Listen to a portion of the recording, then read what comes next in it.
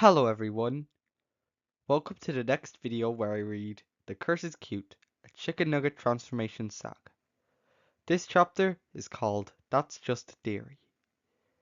As a warning, it contains transformation, female to male TG, and partial mind change. If you are sensitive to any of these topics, please do not listen to this video. This saga was originally made by Narwhal, and this specific chapter contains 1,919 words. With that out of the way, let's begin the story. October 27th. Fogwood Heights, Wisconsin was exactly what its name promised. A place that swallowed sound, light, and hope. A town permanently shrouded in damp gray, its streets empty even when they weren't. Perfect for someone who wanted to vanish into their work.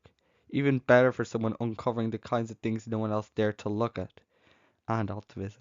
And self-service. And any chance of ever ordering DoorDash after 10 p.m. Enter Olivia Ringer, who, despite the last name, had never stepped foot in a boxing ring. For over a year she'd pieced it together in a cramped attic bedroom, cold fingers clawing a sticky keyboard, eyes raw from staring at threads that no longer even pretended to make sense. It had started small. A Discord DM from someone calling themselves just BZ. Then a broken blog she unearthed on the Wayback Machine. Then stories. Urban legends. Sharper than they had any right to be. Honestly, the FBI would be impressed. A list of names kept resurfacing, always the same, with the same faint watermark burnt into every photo, every file, every grainy video. BZ. She followed the trail of victims obsessively, the wall around her desk plastered with notes, pins, twine, and yellowed printouts. Chloe, Chloe Nelson, room shredded, yellow hoodie and ribbons, animal fur caught in the drawer pulls. Chester Borland, his sketchbook just lies there as some calico fur caught in bed sheets. Isaiah Scribner, neighbors heard an ungodly shriek, black ichor smeared over church windows. Sloane Hardwick, teal fur and claw marks gouged at the kitchen linoleum. Freya Wilder, only her charm bracelet left swinging. Sierra Poppins, red panda fur, hot hoodie lying on the floor. Cody Fields, chain, chipped skull ring, and hoodie in a pile of pastel wood. Hannah Saucer, ankle monitoring sparking on the floor, walls scored with claws. Sam Edwards, his bow tie and suspenders just lighter on the floor.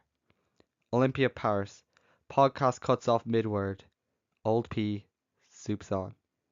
Miles Sheckman, pink fur scattered in the tiki bar room. Every name crossed out, every identity overwritten. Beneath each name, a replacement scribbled in the neat block letters. Chicken, chi, ice cream, slushy, french fry, sody pop, coffee, hot sauce, sarsaparilla, old pea, and milkshake. If a Saturday morning cartoon and a horror film had a baby, this would be it. She would stare at her wall of evidence for hours at a time, thumb pressed into her temple so hard the skin bruised. Her sisters called it a fixation. Her Australian-born mother called it a waste. Olivia called it justice. It had to end. And tonight it would. You could insert your own Vital Girl soundtrack back here. Personally, I prefer violins with a sense of irony. The trailer sat at the edge of the mobile park like a decaying tooth. Its aluminum walls flaked under a cloudy moon, and the door hung slightly ajar, warm air rising from the gap like a breath.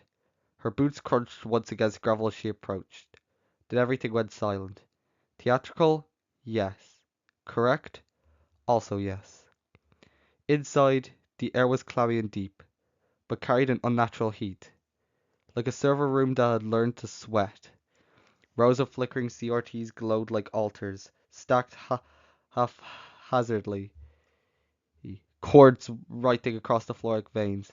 Every screen showed them, the victims, mid-transformation, and Olivia's jaw tightened as she saw each name, each cross down replaced, like a home movie night, but everyone regrets attending. On the far side of the room, Benjamin Zeller sat in an office chair, silhouetted against the static glow. Fingers steepled under his chin, a trait that should always be a red flag. When he finally spoke, his voice was slick, syrupy. "You think you can stop this?" he murmured. Olivia stepped forward, boots ringing against the concrete. "I know I can," she spat, fire in her voice. "Whatever you've done, it ends now." Points for confidence, 0 for odds. Benjamin only smiled, teeth catching the glow. "Oh, Olivia," he purred. "You still don't understand. But you will." Her hands curled into fists. "I'll call the cops if I had to," she snapped. "I don't think that's gonna happen," he replied lazily. "Besides, you really think the cops are going to take a measly video that makes a person disappear seriously? Don't insult me." She narrowed her eyes. "So what? You're gonna kill me?" "Honestly," Benjamin leaned back in his chair, chuckling darkly, "that'd be simpler. But think of this as a little retirement gift." The screens flared, white hot, then black. Olivia stumbled back. What did you do?" Benjamin's grin widened. "I think you already know the answer to that question." "No, no, no, you didn't." "It should be kicking in any second now," he said, almost gleeful. Then all at once showing a single spinning orange gold ring, humming faintly. It drew her gaze instantly, the glow pulsing like a heartbeat. Words, words crawled along the bottom in monitors, sharp, insistent letters. DONT apostrophe TLOOKAWAY. Don't look away. Spoiler, she doesn't. Her knees buckled, lungs locking as the heat rolled over her. It wasn't surface heat, not like fire.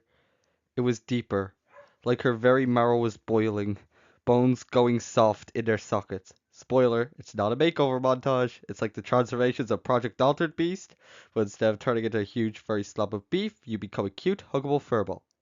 Her scalp prickled so violently she cried out, clutching at her hair as it thickened into coarse, dusky orange fur that burned its way down her forehead, over her cheekbones, across her neck. Her ears screamed, cartilage stretching, snapping, twisting upward into tall bat-like spires that flared and twitched with every sound. "It hurts!" she gasped, falling to her knees. "Oh fuck! It hurts!" Benjamin tilted his head, watching disappointedly. "There you go," he said smoothly. "You're growing bat wings. Gonna be a flying animal. Airline upgrade? No. Bat airline downgrade? Yes."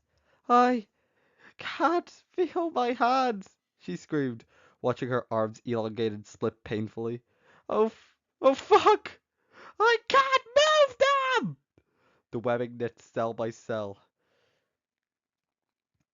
Silky flesh pulsing hot under her fingers. Her jacket tore, sliding her arms off in a heap. Her arms burnt as the bones inside elongated, skin splitting painfully along the sides to reveal raw, delicate membranes that stitched themselves into place. Her legs buckled as her thighs shrank, femurs grinding into an avian ouch, ouch. Her toes cracked and split, thickening into three-clawed digits. It was agony, but it make it metaphysical. A sharp yanked at the base of her spine, like a hook, and her tail tore free with a muffled pop, wagging behind her. Oh fuck! Oh fuck! It's a tail!" she gasped, eyes wide. "Yup," Benjamin replied, leaning forward with interest. "That sure is. Completely natural for an animal like you." Her voice cracked, masculine now. "I'm not a fucking animal!" "You already were. You're just losing the human part now. Dethroned to become an Eastern red bat. POV when the villain is more correct than you." Her chest heaved unevenly, lungs fluttering as they reconfigured into something lighter, more efficient. When she caught sight of herself, reflected in one of those monitors. She froze. Make it stop, please. That was my impression of Onion Ring. But the word swallowed by a fit of coughing and gagging. Her cheeks had sharpened into a short, angular muzzle dusted with orange fur. Her eyes burned gold, black ringed pupils spinning lazily like clockwork. Her nose was a flat triangle of black leather, nostrils flaring in rhythm with her hammering heart. Her canine teeth growing bigger. Benjamin leans forward, eyes gleaming. Even if I want to stop it, I couldn't. Besides, it doesn't matter. There's no way to reverse this. Your DNA's rewriting itself down to even your own gender. A sharp pressure bloomed at Olivia's crotch, heart pulsing there until her breath hitched in quick bursts. The burning swelled deep and insistent before her womanhood dissolved away, replaced by the hidden compact anatomy of a male eastern redbat, concealed beneath the growing fur but undeniable presence.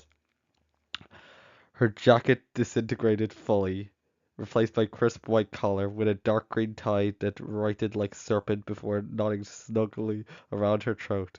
Brass-rimmed spectacles shimmered into place on her snout, lenses glinting faintly as they caught the orange glow of the ring. And here comes Beth's favorite part.